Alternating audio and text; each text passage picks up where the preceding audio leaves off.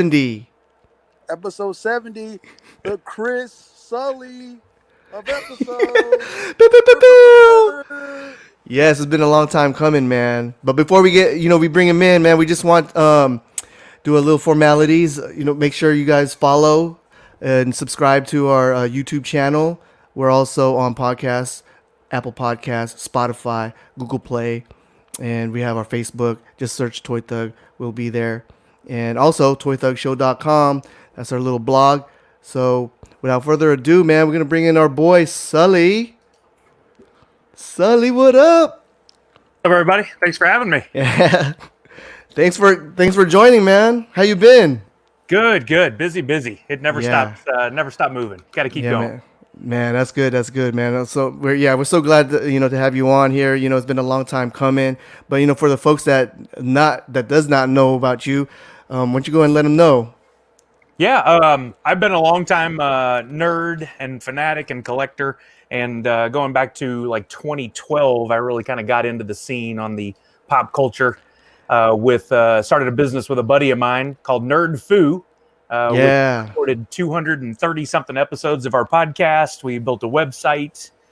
We had Twitter and Facebook and Instagram. We built quite a big following over the years, and that led to so many great opportunities. One in particular was I got to work for Funko for the last 3.5 years. Yes. Which was amazing. It was a dream job for me. And unfortunately, with COVID, things changed and Funko went through some changes. And so now I find myself, as I'm calling myself, a free agent nerd.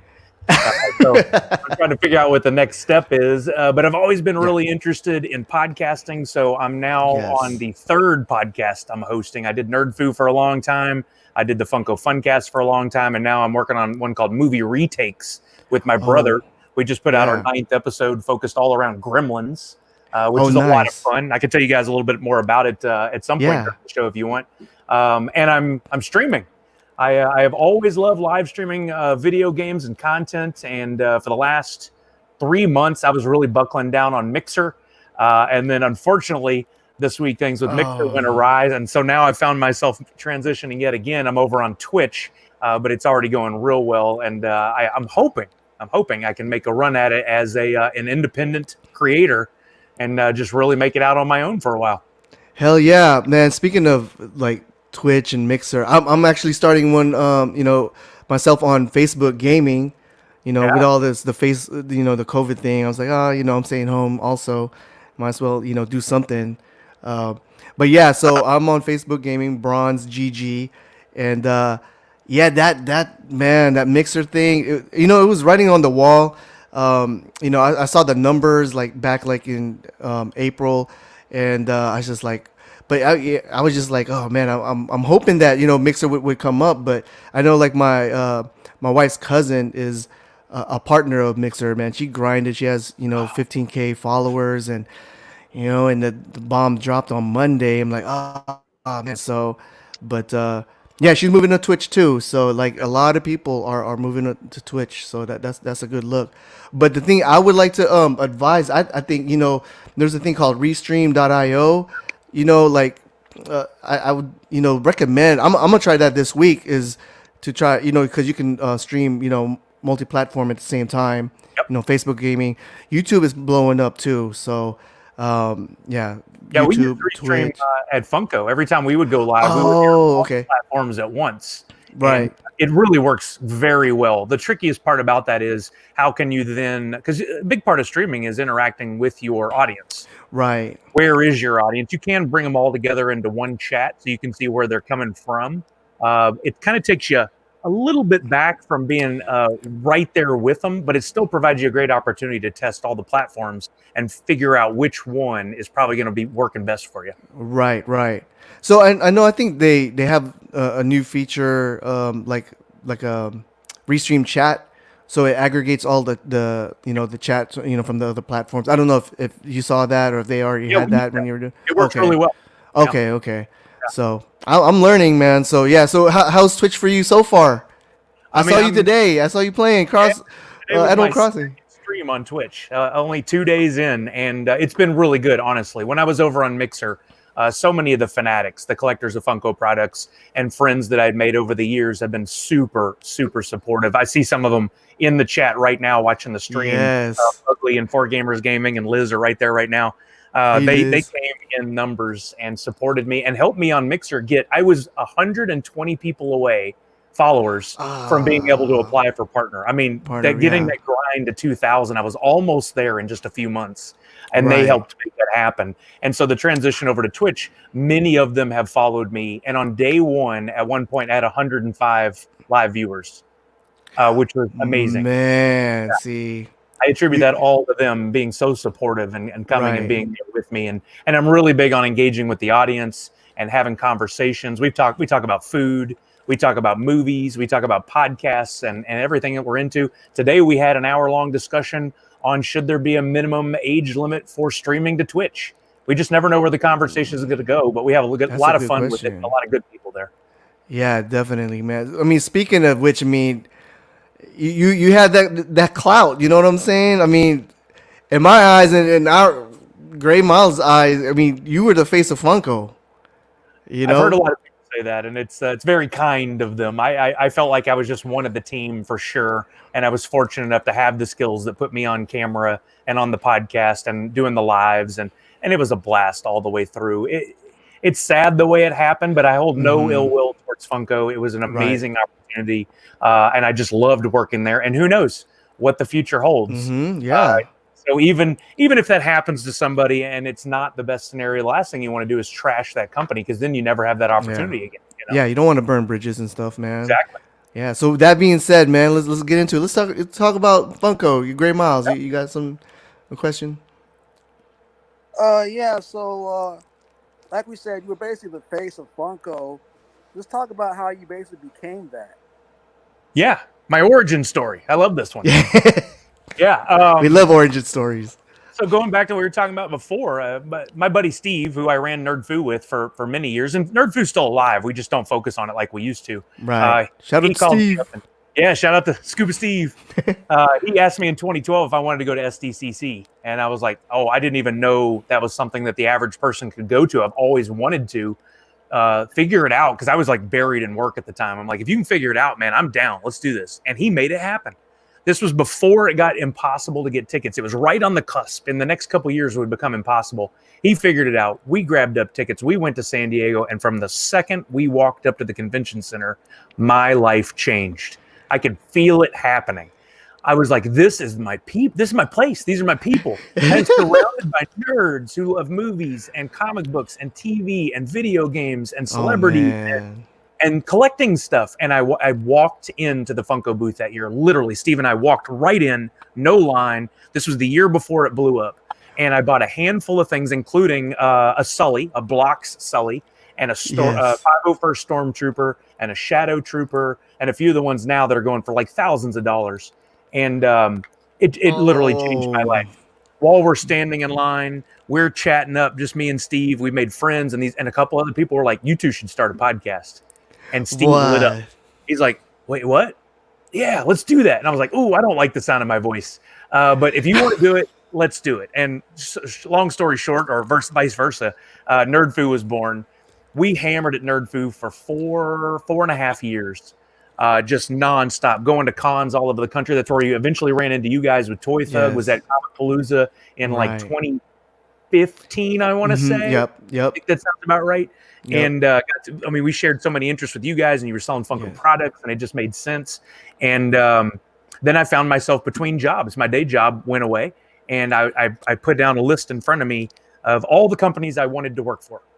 And there was one name on the list. Literally, it was Funko. I could not imagine myself somewhere else and happy, because I didn't want to work for another Fortune 100 or Fortune 500 company. I wanted to work somewhere where I was passionate about the projects and hopefully the people. And at 9 months of looking for jobs, and I was just about to give up, they put up a marketing position at Funko. And I immediately reached out to Cameron, who was on the team, and I had got to know by going to all the cons. And I said, "Hey, man, I don't know if you'd even be interested, but I'm interested in this job. Would you put in a word for me?" Man, he didn't wait but seconds, and was in his boss's office. And within a week, I had airfare out there. I went to the home office. I met with them. I interviewed with who would then be my boss, Mark. And the interview wasn't, "Are you qualified for this?" Because they all knew what Nerdfu had done and that Steve and I had made that happen. The interview was, "Are you sure you want to move all the way from Texas to Seattle area? Are you sure you can give up your weekends to go to cons?" And I'm like, "Yeah, I think it can handle both." And 6 weeks later, we had sold our house, packed all the belongings, and I crossed the threshold on my birthday to start working at Funko. That is amazing. That is an amazing story, man. Like I remember that transition. Like, when I found out that you went, like, oh man, and it was just like it was a happy thing. It was like a proud moment, and yeah, man. So it's just like one of those things. It's like if you visualize something, it's gonna happen, and Yep. that's what it was, man. Plenty of prayer for sure, and it all worked out, man. I still can't believe that I ever got that day one or the 3.5 years that continued past that, and what Funko has turned into, how big it's gotten, and the fact Right. that I got to represent them in so many ways, and to be on those videos that will live on forever, and to do live Funcasts. I mean, hell, as coming there, I got to start the podcast. They didn't have a podcast before that. Yes. And that was something they had me do within the first month, 6 weeks. We already had the first episode out the door, and I was blessed to be working with so many amazing people, to have Hillary and Dima and Cameron and Ashley along the way to do that podcast was just, they're such phenomenal people, and I'm blessed to have worked with them. Man, that's awesome. So, like, can you walk us through like the creative process, like from conception to store shelves? Yeah. I mean, it can actually happen a lot of different ways. But the key is the products that Funko was going to make needed to hone in on what people were going to be interested in. I mean, it's a business after all. They needed to sell product. Right. So as the social team, as the engagement team, we were always on the lookout for what people were asking for. And I'm sure plenty of people out there like, Funko never listens. Well, that's not true at all. We would listen, and we would pitch those ideas up the chain. And at the same time, the licensing people would be getting conversations going with companies and people that maybe we hadn't even thought of. And then the CEO, Brian Mariotti, big pop culture fan. He'd watch a show over a weekend and come back and go, "We're doing this show. We're making Stranger Things." It came from all avenues. Okay. But from the time that the concept or ideas started coming together, you had to have licensing, because it all had to be officially licensed product, or else you run the risk of getting sued. So there was a licensing department that would go out and work contracts and get all that signed. And then the art team would start in on their work, coming up with sketches and working back and forth with whoever held the license. And that could take anywhere, just the art period could take anywhere from like a few days to months or years, depending on who they're working with. There's some companies that have a real hand in it that say, "No, that's not what we want to see for our products." And then there's others that are like, "Hey, whatever you guys think are good, run with it. Yes, make it happen. We just want pops for our thing. Make it happen." So every scenario was a little different. But once they finally would settle on art, that would go to production, and it goes overseas, and they finally create the molds, and those get approved, and then they start the actual production. So anywhere from, I mean, the shortest window I ever saw anything was like 3-4 months from concept to product in hand, all the way out to, I'd say the average was more like 9 months to a year, and sometimes that would be even longer. Wow. Did you ever go to like one of the facilities, like the where it got, the pops got manufactured, or? Never got the chance. I did see a little footage of them rolling down the conveyor belts and people putting them together and stuff, but never had the opportunity to really go check out a production facility. Right. Because, man, some of the pops, a lot of the pops are so detailed. I mean, are they like hand painted, or are they pre-processed, or?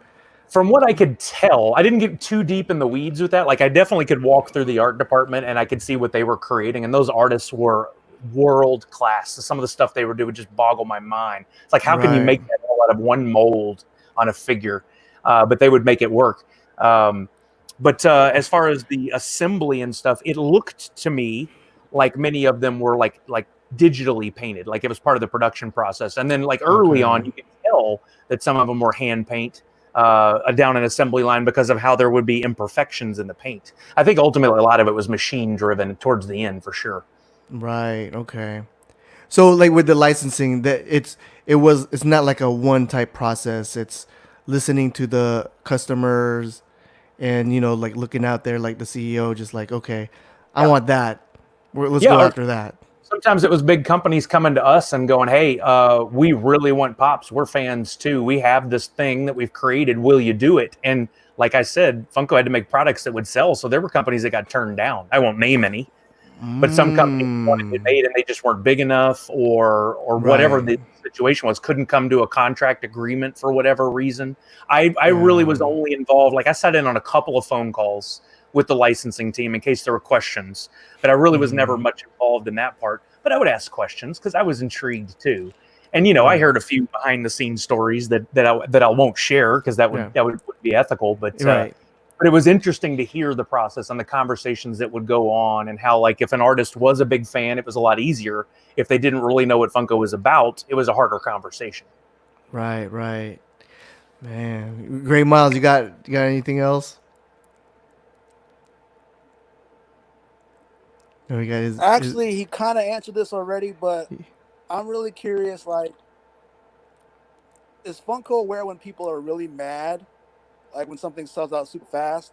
Are they aware of that? Oh yeah, I was directly involved in that. I mean, I was part of the marketing and social media team, but my role, mine and a couple other people's, was engagement, meaning we were on Twitter, Facebook, Instagram, YouTube, anywhere where Funko had a site. We were there and we were looking at the comments. And just because we wouldn't necessarily respond to people doesn't mean we were very aware of what was going on. So Funko was always trying to help the fans, even though it didn't seem like that in a lot of cases. I took it very personally. If someone would attack Funko and go, you guys don't care, you never listen, it's like, oh, if you only knew. Like, we have conversations. Your one comment will lead to many meetings. We just can't tell you that and share all the behind the scenes, but it's happening. I mean, the fact that a lot of the products got made came from fan suggestions. The fact that the website or the app or other things would have changes was because of the fans. Right. I mean, we live in a world now where you're able to voice your opinion, but you're not going to see many companies that can turn on a dime and make that happen in 24 hours. You have to be a little patient and allow them some time to actually make moves and make that happen. And guess what? All that costs a lot of money too. So to go in and make a change to a website or an app or a production process, it takes time and it takes money. And Funko is definitely doing that all the time. Yeah, I mean, our past episodes, we talk about the Funko collectors. They're a different breed, man. They are crazy. It's, I mean, me and Gray Miles. I mean, we're collectors of all things, like especially like the sneaker culture. Yeah, they're not crazy as Funko Pops. I mean, at one point, they kind of merged. The resellers. You had these sneaker resellers moving over to Funkos, but yeah, I mean, like if something sold out, the sneaker collector would be like, oh well, it's either I missed out or I'm gonna have to pay a resale. They don't like go crazy about it, so it's. I think one of the big things that differentiated Funko products from the sneaker community, because there is a very similar mindset. Like I watched there was a documentary on Netflix called Sneakerheads, and I watched it, and as I'm watching it, I'm like, oh, this is all exactly what we see every day with Funko. I see the colorways and the releases, the drops, the special drops, the different companies. I see all of this every day, but the big difference is the price point. A pop is a $10 or $15 item typically. Yes, it can go up depending on what it is. Whereas a sneaker, the lowest you're going to drop these days is $140. Yeah, I mean, rarely does it ever drop below that, right? So that right there differentiates your product sales big time. And yes, some people, I like to use the word passionate. I wouldn't say crazy. I've seen it all, and yes, it all comes from a place of passion. Like people, they have expectations of how a company should work and how the website should function, and they should be able to get it. But you'll have the same conversation with one person who says, well, everybody should be able to get it. And like, well, if everybody could get it, it won't have any value. They're like, oh yeah, but I really want some limited edition stuff. It's like, man, you can't have both. It's going to have to be somewhere in the middle, and it's always trying to find that balance. And that's what we were constantly doing at the home office, trying to make things where some was super limited and some was super accessible, and what was in between, and how do you handle cons, and how do you handle drops on the website. And I mean, those things were always evolving. Right. I remember, I don't know if it's still going on, but like the Thursday drops or whatever, and like on the app. And then, I mean, I remember the time, you had the main Funko store and then the Shopify store. Like, man, me and Gray Miles would constantly text you. Did you get anything? Did you get it? Nah, man. nah, it crashed or whatever, or I'm, you know. But I mean, yeah, I mean, from our eyes, we did see you guys, you know, always trying to, you know, work it out and innovate, you know, try to, you know, please, you know, the collectors, the fans, you know, yeah. So like the hardcore fans is, yeah, they're something else, man. It's tough. You can't make everybody happy, but you can definitely listen and you can do what's within reason and you can try your best. I mean, one of the things that I really took away from it all was it's a very unique problem to have that your product can sell out in seconds to so many people. Other than Right. Nike and Mondo and Funko and maybe a handful of other companies, who has that problem? It's not like people are out there developing software for thousands of companies that have this same issue. It's a handful of companies. So it's a very tricky thing. You basically have to grow your own solutions to the problems. And again, that takes a lot of money and a lot of time and a lot of know-how. And it's very, very tricky. It was, I don't think it's going to slow down anytime soon for any of Okay. those companies I mentioned. I think it's all going to still be the same types of issues. I mean, look, even during this time where COVID's taken over and caused problems everywhere and people are working from home and there's a record number of people unemployed, doesn't seem like Funko's really slowing down on sales at all. That's what I'm Okay. seeing. I don't know numbers because Yeah. I'm not there anymore, but I mean, I see stuff still selling out and going like wildfire and people going to Targets and Walgreens and trying to pick them all up. It doesn't seem to have slowed down. Right, right. Yeah, speaking of the like what you're saying about Mondo and Nike and Funko, I was surprised that, you know, I know Gray Miles was gonna ask about the bots. Mondo got bots. I'm like tripping. I saw like Mondo got bots. So okay, Gray Miles, you got the question about bots?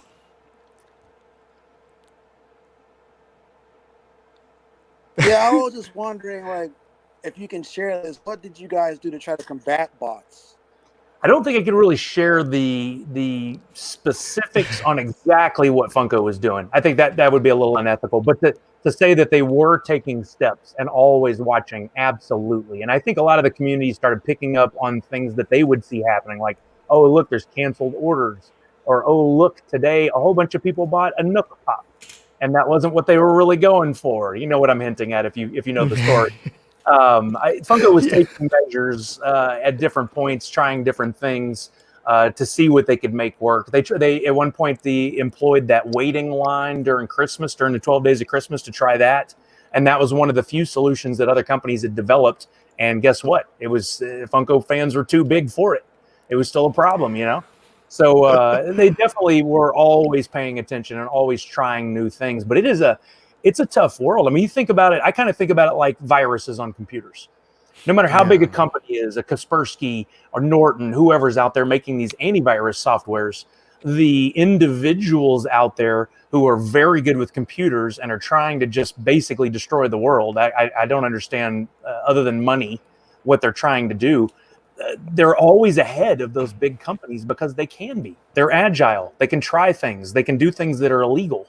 They can do whatever they want with little to no consequence unless they get caught, right? Well, as a big organization, you can't do that. You've got to work within the letter of the law, and you've got to work through a committee and a board to make things happen. And it's trying to steer the big ship to land a tiny target. Very, Right. very difficult. Yeah, definitely. Man, so okay, you don't see Funko slowing down anytime soon. Do you think it's where is Funko at? You think right now? Is it at its peak, or is it on a decline? It's so tough to say. COVID has changed everything. I mean, I think Funko was just rocketing along. And yeah, every once in a while there might be a little bump as Funko learned something or tried something new, tried to put out a new product that maybe wasn't as successful as some other things. But Pop is just, it's just going, man. It has been going for a long time. Right. And there's still a world of licenses that Funko does not have. There's a world of characters that Funko doesn't have. I've had so many conversations. Like I was back at Christmas just talking to family who aren't even involved and they don't collect at all. And my wife's cousin, she was just having a lot of fun with it. She'd be sitting there. She'd be like, did Funko ever make? I'm like, yeah, Funko did that. Well, how about this? And I'd be like, oh, wait a minute. You're right. We never did that. And we started a list and she was able to knock off like 30 or 40 things in a half hour that Funko had never done. And so you magnify that by all the fandoms that are out there, and there's still plenty of products to be made. There's still Yeah. plenty of fandoms to touch on. And look at what, early Star Wars, early Marvel, early Disney products that were the old superhero pose. Right. And now they've come back around and they've done new art and resold those same characters. Hell, how many Sullys do I have back here? I think there's at least 7 different Pops at this point.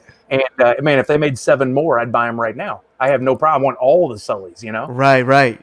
Always going to do that. People are like, that was Spider-Man and Batman. I mean, God, Funko's made 400 Batmans, and there's people I know that are and they're going to buy the next 400. Yeah. I tried collecting Batman. I gave up. that's a rich man's game right there. That ain't easy. Yeah. Yeah, definitely. I always thought about I know Funko didn't they have certain like the retro action figures. I was always thinking if they were ever going to try to compete with Hasbro, with the highly articulated figures.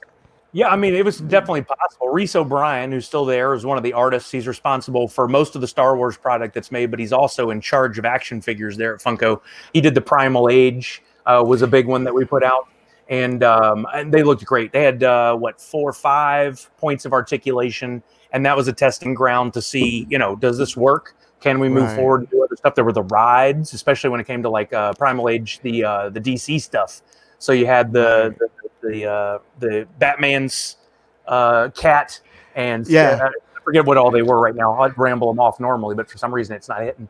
But we were trying different things, and I think had they been super successful, the sky's the limit. I don't know what the sales were like on those, but it seems like things slowed down. So right. So where do you see Funko in the next 2-3 years?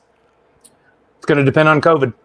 I think absolutely. I mean, again, I'm not speaking from the company or any numbers I know internally. This is just my own personal opinion. But I mean, if people continue to lose jobs, if we continue to have any more lockdowns where people have to go back to their homes and be quarantined, and if that ramps up for any period of time, eventually people are going to run out of disposable income. They're not going to be able to buy this stuff. I think most people are hinging right now on, it's going to get better soon, right? Right. So Funko did announce, I saw some stuff online, so it's public information, that they were slowing down on the rate at which they were putting out product, right? Right. I think that was to combat that, getting smart and going, hey, we can still make money, but let's not flood the market with some stuff that may not sell. Right. Let's be very tactical about how we approach this. And the layoffs. Unfortunately, I was part of that. It's a smart business move. If you can cut, labor is always your biggest cost. If you can cut that down and you can work lean for a while, maybe you can continue to make your profits. The stock has been up compared to what it was 2 months ago. Yeah. That's a good thing to look at. That means there's faith in the business from the investors. Right. So I think that's good. And I think if they can continue to maintain that over the next year, and then maybe the world gets opened back up and back to normal, well then, hey, guess what? A $9 to $15 pop ain't going to break the bank. I can jump back to collecting. Even if I got to dial it back a little bit, I can still buy that, or I'll buy a new car or a Mondo poster or the new Jordan, or whatever that is. Man, in my heart, I think we're going to go back to normal, Maybe not 2020. I think 2020 is a scratch. 2020, 2021 is, we're going to recover. And I have a feeling, man, you might get back there, man, because you are the face, man. For real, you set the tone. You are like the Major Nelson, Major Nelson from Xbox. Yeah, every big company needs kind of like a representative, man, and you are that, and you did it well, man. I appreciate that, and honestly, I won't say no. You never know what's going to happen. I definitely enjoyed every bit of that. I mean, even the bad days were good. Right. I enjoyed the cons and to get to interact with fans. I call them fans. They're fans of the product. I don't mean fans of me. I call them friends. I mean, a lot of the same people that we're watching right now on this stream and are on my streams are people that I got to meet over the years at different events. And it's a wonderful community outside of the negativity on the drops and the sellouts and stuff like that a lot of people see. That community is full of very passionate, very giving people who will not only buy for themselves, they'll buy for their friends. And a lot of times they don't even ask for anything for it. They'll just ship it to somebody and go, hey, I saw you wanted this. And I've had it sitting here for a long time. And it's worth a lot now, but I got it for $15 4 years ago. You can add it to your collection. Exactly. I've done that, and receiving and giving. So that's what's really good about the community, man. I got this. We got a question here from Ernie Sexton. Would you compare the Beanie Baby craze with Pops? It's funny. This one came up a lot, and I've had many discussions Yes. on this. In some ways, yes, but in most ways, no. I think yes, it's a collectible. Yes, there has been a sharp incline, but Beanie Babies, their timeline was like 3-4 years, and then is what it felt like to me. It was. Right? Yeah. Pops have been around a decade now, still going strong. That's Beanie true. Babies didn't have licensing back in the day. I think they've since done that where there's licensed characters. So instead of me collecting Red Bull or whatever the name of that one was, or the Princess Diana bear, which didn't have Princess Diana anywhere on it, it was just a tribute to her. Now I'm collecting Iron Man and Batman and whatever I want to collect. And I think that means that opens it up for more people. Like if you take a pop and you show it to somebody and say, this is made by Funko, they'll be like, oh, I didn't know that. I know Pops, but I don't know the name Funko. And it's because somebody bought them their favorite character to put on their desk or got them something for Christmas. I don't think that was happening with Beanie Babies. That was just for the people that were in it to collect it. Right. So I think there's quite a bit of difference. And hey, you'd be surprised. I've actually looked at Beanie Babies in the last couple of years. There's some of those that are still worth a fortune. I'm talking $50,000 and $60,000 Beanie Babies. Oh, dang. I didn't know that much. It's insane. Look on eBay on completed listings, and there are legit Beanie Babies selling for $50,000 and $60,000 still. It's insane. There's collectors out there. And so part of that, too, is, not to ramble on too much, but part of that, too, is Beanie Babies had a chance, like I said, like this, to get into people's lives, right? And then it trailed off. But it's still out there a little bit. Pops have had 10 years to integrate into people's homes and become part of their lives. And I can't tell you how many kids I met that their first interactions are with Funko Pops. They're 10 years from now, they're going to be hardcore collectors because mom and dad had those around. They were super cool, and I always wanted them. Yeah. I mean, it spans so many age groups. I know collectors that are 8 years old, and I know collectors that are 80 years old. Crazy across the board. Yes. So yeah, that being said, that is a reassurance that Funko will be around for a while, man. Just as long as they keep churning it out. And I mean, I had to think about that when I picked up and moved 2,300 miles, didn't I? I wasn't going to move up here for a company that I thought was going to close its doors in a year. I had to look at the longevity, and all I saw was this. Yeah, man. On the spot, man. What are your top 5 pops? Ooh, top 5. Well, okay, easily on this side, I got my flocked Sully SDCC exclusive. That is definitely in there. And then right above it, another 9-inch Sully with Boo. Those are in my top 5. And I'm going to cheat a little bit. This is one of my most precious items in the world. That's my custom pop. That if I had to leave the house, I'm grabbing this in my Sully's in a heartbeat. This is a one-off made by CC Customs and her husband Damien, that they hand sculpted the hat and stuff for me, which has become kind of my brand. That Sully with the big orange hat, right? So there's 3. I know I'm cheating, but man, for real, Sully, Funko should officially make an official limited edition Sully. I'd buy them all. Chris Sully. I gotta get one. Hey man, I would buy it in a heartbeat. I don't think that's ever gonna happen, but it's fun to dream, right? Yes, Great Miles. Great Miles. What is? Oh, okay. Was that it? You had 2 more? Two more. Yeah. God, what would I grab in a fire? That's really the question. Yes. I have a super limited Freddy 9-inch Freddy Funko. It's limited to 48 pieces, I think, with pink hair that I got at my first fun days. I think that's got to be one of my favorites. And that's rare. This is tough. That's super rare. How do you narrow this down? And that's on your vault, huh? It's not even your display. You don't have the Freddy Funko? No, that one's in another It's in the room. vault. It's in another room, That's my autographed Stan Lee pop. It's Stan Lee opening his shirt. It says Excelsior, and I got to meet him and get that signed before he passed. So that's got to rank up there in my top 5 too. Yeah. R.I.P. man. Good stuff, Sully, man. Great Miles, man. Let's see. I admire Great Miles. He has a nice collection. What are your top 5? Oh, he's taking us there. Yes. We're on the move. I can show you some of my see if you can see this. Oh, look at that wall. I see that wall behind me. It's tall, Hello, tall wall. Ichigo. Oh, nice. Anime fan. Oh, okay. Yeah, nice. Ichigo. Got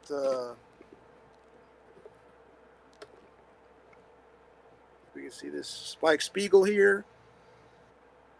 Nice. Spike Spiegel. Basically, you see Oh, there we all go. I see that DBZ. all these. Yeah, look at that wall. Man. Yeah, that anime, man, it's growing fast. Yeah, speaking of anime, man, do you watch any animes, Sully? I have never gotten into it. Really? I bet you're around with anime heads around. Oh, you for know. sure. I've actually been to Funimation. I got to meet a bunch of the voice actors and see behind the scenes and stuff. And I've sat in live panels for some of those shows.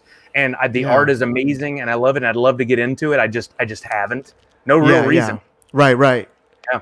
There's only a couple that really grabbed my attention. Gray Miles put me on to Demon Slayer. Mm-hmm. Man, I straight binge watched that. That's a good one. And then Naruto and My Hero Academia.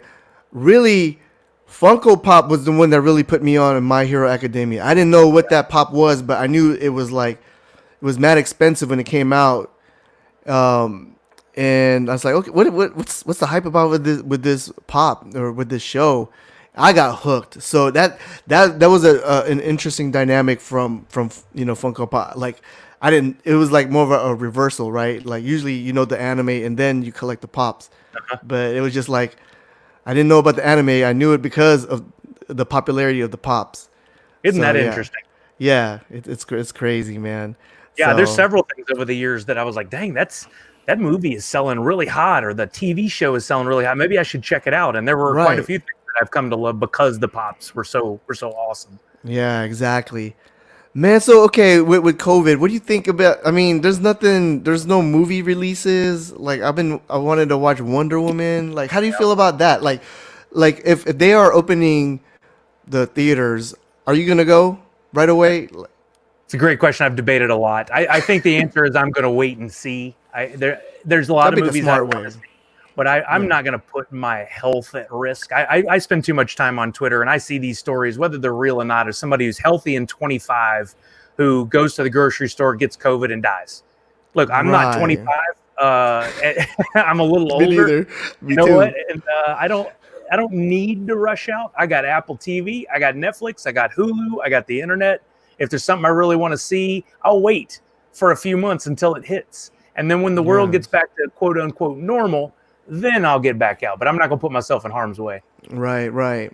I mean, I heard they're thinking about having the movie streamed.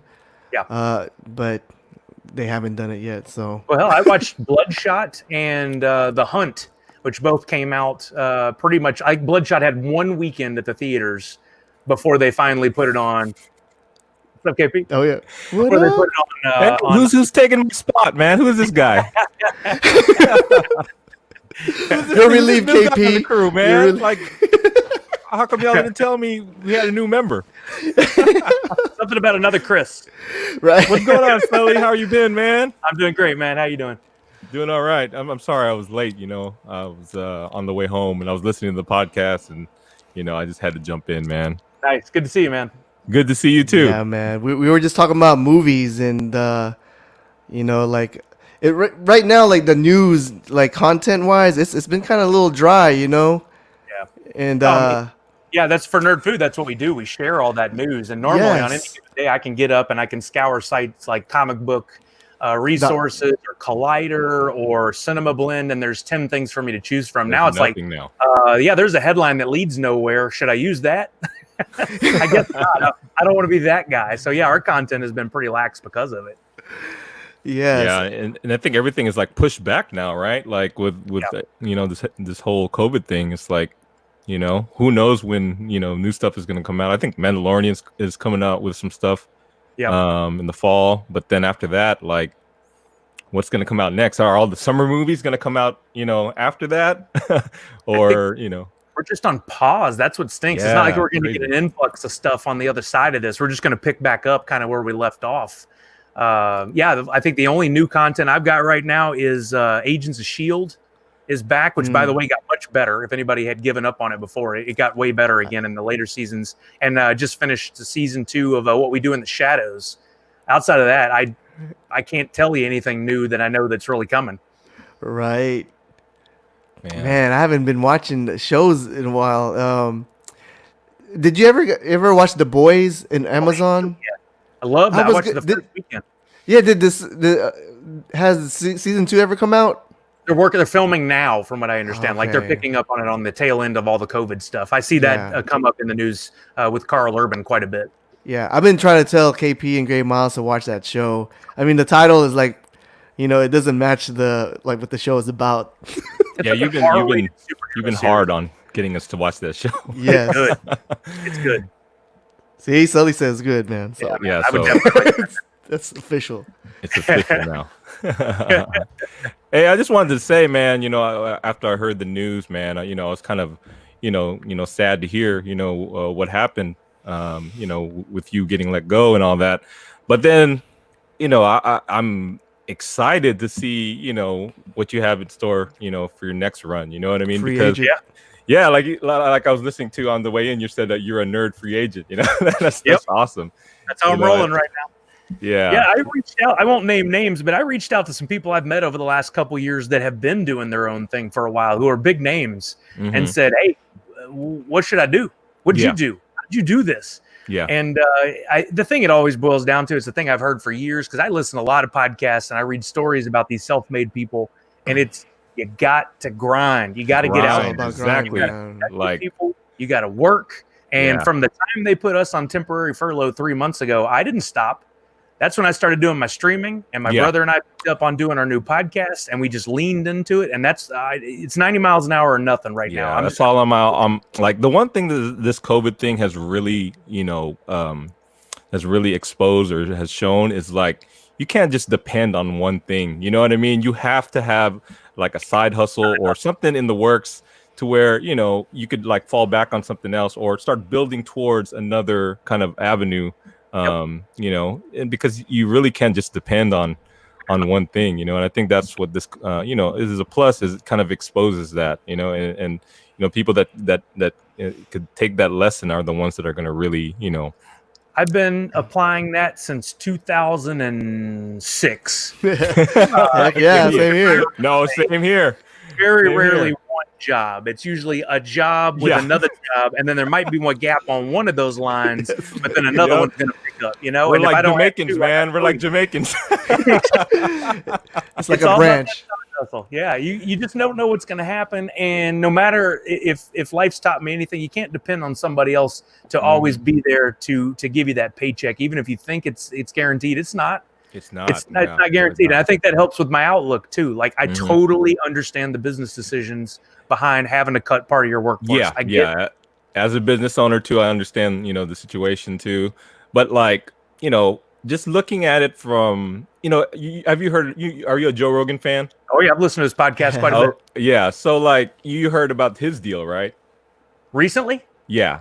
Oh, huh. So he just signed a exclusive deal with Spotify for $100 million. Wow. As a podcaster, you know what I mean? And like, I feel like that is just going to change the game as far as podcasting, and they're going to be looking at like, content or talent, as far as like personalities in a whole different light, you know what I mean? And, I know you can't really say anything bad about Funko, but like looking at you as a creator, I feel like they messed up, man. Oh, no. I appreciate that. Like, that means a lot. I just feel like, like it's gonna somewhere down the line, they're gonna realize, because I just feel like talent like that, like as far as like being able to engage with people, is very it's rare.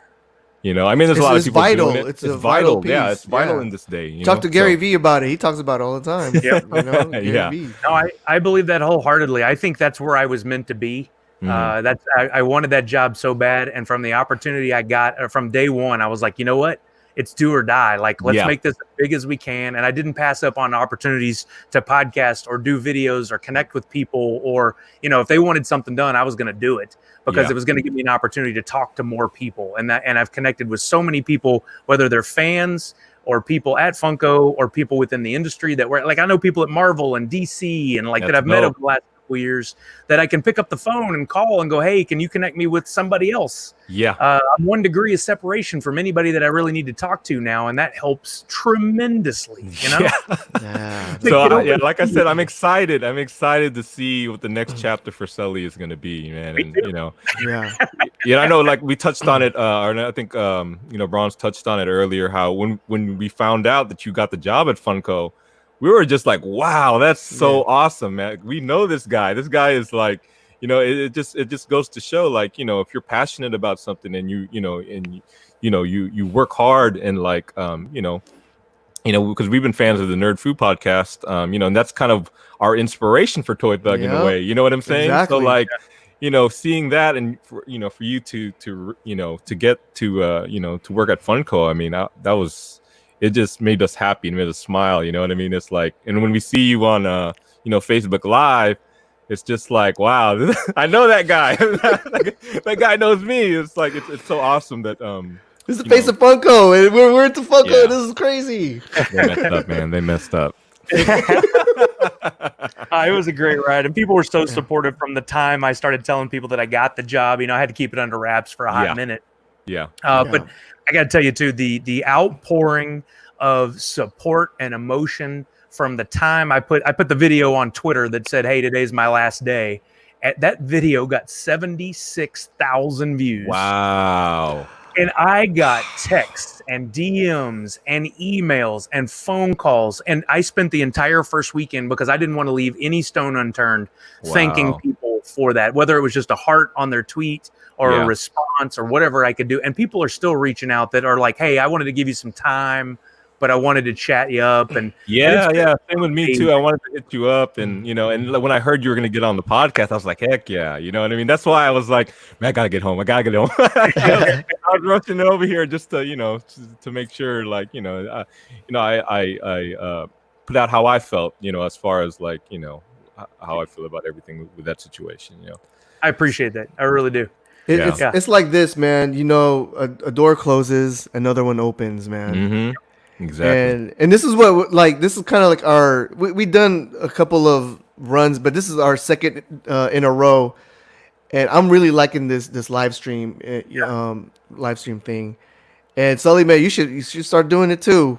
You know, get on YouTube, start, you know, talking, whatever you feel like, you know, just start creating content. I think, I mean, it's like hands reach. It's you know, it's easy access now, you know, and everyone's, you know, staying home, or, you know, everyone's on their phone, and, you know, and you know, like, there might be some things in the works. yeah, you know? shoot. You know, There you go.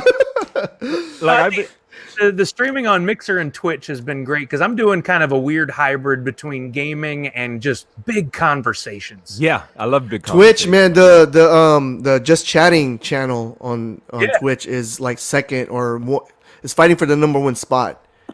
Yeah, that's you good. know, for viewership. So people want to see people like them online. They want to connect with people, and this is my big thing: positivity, man. People are looking for people who are positive, because everybody's got some crap going on right now. Yeah, everything is gone to shit, and physically, emotionally, I'm going through it too. Yeah. But I wake up every morning and I get it out of my system, and I think about how it can be a better day and how the next day can be better. And remember that, like one of the things that people kept telling me was, hey man, your Mixer streams, now Twitch, provided us with a place to all come together and talk. And every time I fire that go button, I look over and it's like the same first 30 names. They're like my hard and they get in there instead of foundation. And anytime somebody else comes in, they're like all welcoming, and they're like, hey, you random stranger, come on in. Like big group. Let's hang out. Yeah. That's dope. One person comes in dropping a cuss word, you know, some 8-year-old kid decides to jump in. Everybody's like, get out of here. Like, leave alone. Nobody's got time for that. Get out of here. You know, with this kind of like day and age, you know, people are always saying like, you know, this kind of generation has a short attention span with, like, you know, social media and phones and stuff. But I feel like going back to, the Joe Rogan thing, people are watching, like millions of people are watching a 3-hour long podcast of, people with just ideas talking and just, interacting with each other. And I feel like there's he opened up a door for, long form conversations and content like that. You know what I mean? And like, I feel like, that's something definitely that I feel like I could see you doing, in a way. Yeah. I'd absolutely love that. We used to joke behind the scenes at Funko. The people do the 24-hour like extra life gaming thing, and I'd love to do that at some point this year. I've done it before, but I'd love to do it again. Oh, you don't know about that? So every year, typically it happens in November, right? Actually, right around our birthday. They do a big. They encourage people go and stream for 24 hours. You go on our website for Extra Life, which the money goes to CNM hospitals for kids with different diseases, cancers and illnesses, and all the money raised on your stream during that time through your donation link goes directly to CNM hospitals through Extra Life, and they raise millions of dollars every year. It started like a dozen years ago, and now I know a couple people at Extra Life, and they do different things at the different cons to get people aware of it. They always have a little booth somewhere or a big installation of some kind. Now they're telling people, do it year round. You don't have to do it in 1 month. Stream anytime you want. But the big thing that started was doing a 24-hour game stream to really show people how dedicated you were to it. What game? And anything you want. Anything you want, yeah. I honestly think that Extra Life is one of the big reasons that Twitch and Mixer and YouTube and Facebook game streaming became a thing, because that people needed those platforms to be able to go out. I did it with Nerdfu 7 years ago. We did one for 24 hours playing GTA 5, Halo 5, whatever we could get. We had 24 people at my house at one point on like 6 different consoles all networked together. Really? And we were live giveaways. I worked with Funko to get some protos at the time. Wow, like we did it up. Dope. We only raised like $2,300, I think. But some people out there, like the pro gamers, the esports guys, are raising, $5,000, $10,000, $20,000 in that 24 hours. Yeah. But the reason I bring that up is the behind the scenes joke at Funko was like, yeah, we could do that. And I was like, I'm going to do a 24-hour podcast. And they're like, wait, you can't do a 24-hour podcast? Like, I bet I could. Like, I can just talk. You just keep sending people my way. I could see it, man. It's going to hurt at the end. You may not be able to hear me, but I'm going to try it. By the end of the night, you'll be falling over on the mic. Yeah. The funny thing is I made it through our live stream 23 hours and then fell asleep playing a game. So I didn't technically make it the full 24. Man. So what else is next for Sully? I got a few irons in the fires in different ways. I really am, like you joked about it. I'm dead serious about it. Is I'm a free agent nerd, and I also believe power of prayer. I'm going to wait and see what Lord has to deliver me. I don't know what that next step is, but I'm open to whatever it is. And I love podcasting, and I love engaging with people, and I love gaming, and so I'm already getting into those things. I think that's your avenue, man. I really do. Right? Like, yes. Yeah. I think there's possibilities there. I don't know if Bronze has touched on it, but I really suggest Facebook gaming, man, because that share button is powerful, man. Yep. Because you already have a following on there, and I feel like I think Bronze was saying that the 2 platforms that are kind of taken over are YouTube live stream and then also Facebook gaming, right? They're pretty close, and they already have the subscribers, the platform, and the people already in their app. So all they got to do is show more love to the creators. You know what I mean? And I think that's what they're doing. I think they have to now. That Mixer sent ripples through the industry this week. In deciding to shut down. And, honestly, I talked about it on my stream quite a bit. I think there's a lot Mixer could have done to become more relevant. And I can't believe Microsoft didn't back it more. They have to see what we see. And they have to have the analytics to prove how big it is. I actually, when Mixer made that decision, I didn't make an immediate decision. That night I streamed on Mixer again, and I asked my audience. We talked about all the ins and outs of the different platforms. I'm like, where would you guys like to see me go? And we actually did a poll. And it was overwhelmingly 99% Twitch. Wow. Across the board. People don't trust Facebook. Yeah. No, that's true too. That's true too. Bad. They want their anonymity. They want their personal information protected. And I did test Facebook, and YouTube over the I last saw month. that. I saw your stream. So yeah, did you have what was the viewership like? The technology worked well. As far as I did have a lot of problems getting Mixer to work the way it was supposed to in the early days, but I finally kind of figured that out. But the technology worked well. The viewership was decent considering I gave no heads up at all. I had 15, 20, 25 people watching at any given time, but half of them couldn't even comment. Really? They were trying to. There were people I knew and they weren't able to go and put a comment in. People that I was not friends with on Facebook, some of them were able to comment. There was no rhyme or reason involved in why they couldn't or couldn't. That's a huge barrier right there. That's interesting. Right? And Yeah, I tried I didn't know YouTube, that. and I did like YouTube better. I think if I had to lean in another direction where I didn't pick Twitch, I would probably go YouTube. But, I'll be honest. I've read a lot of YouTube comments, and some of them have made me pretty squeamish over the years. People say some crazy stuff on Yeah. YouTube, man. It's Ooh. it's crazy, I think if you have a big following, they say one of the things is not to read the YouTube comments because I made the mistake of doing it when I was at Funko, and I read some things about myself and my coworkers that it made me blush pretty bad, man. Oh my god. There's just some people out there whose whole mission is to destroy the world. Yeah, I want to get there's away just from people out there that hate themselves, so they try to project that onto other people. So it's pretty funny with my community, my friends that follow me on Mixer. People would come in every once in a while, and I joked about it, where they would come in with some negativity or dropping cuss words or saying that I was crap at the game or whatever, and everybody would be like, no, that's not allowed here. And a couple of times, you can tell it's a kid, right? This one kid would come in and be like, "This is stupid. Why is he even playing this game?" And I'd be like, "Hey, let's just call his name is Mixer, or no, his name is Bubba." I'd be like, "Hey, Bubba, look, you can come in here and you can hang out. This is about positivity. We would love to have a conversation with you. If you want a place where you can come in here and talk, we would love to have you. If not, just get out. We'll just boot you right now." And twice, 2 separate times, the kid apologized and hung around and engaged in the conversation. There you go. That's cool. I never thought in a million years. I thought I was going to have to boot those people out left and right. And that's why I like Mixer so much, is I felt like it was a safer place. Yeah. So far on Twitch, things have been real good. And I hope it continues. But YouTube scares me a little bit from that perspective, I'll be honest. Yeah, that's true. Man. All right, man. So this is, we're hitting the hour mark, man. So Sully, man, it was good having you on. Hopefully, you can be on, again. I love it. You're always welcome. To have. Hopefully, we get more content. Like some topics to talk about. It's always good. Yeah, man. You guys invite me anytime. If I can work it in, I will. I've got a lot of friends that are in the content creation space right now that are doing podcasts, and they're all doing a great job. And if I can work it in amongst what I'm doing, I'm absolutely going to jump in there because I love the conversations, and it's a chance to meet new people and maybe get in front of some new audience members who might come and check out my other stuff. And for sure. I just like it. So yeah. Oh, by the way, are you still in Seattle right now? Yeah, I'm still up in the area. I didn't want to make any immediate plans. I do love the weather up here.